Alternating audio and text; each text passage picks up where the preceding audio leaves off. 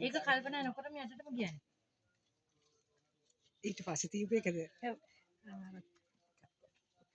නැති ඉඳලා යනවා කිව්තු දෙන්න. සූටු සූට් යනවා. අයිතිලද ගියා? කොහෙද ගියා? මේක ආගේද මේ? ඔයාගේද? ඒක බලන්න. එකක් නම් මෙතනම වැටුණා.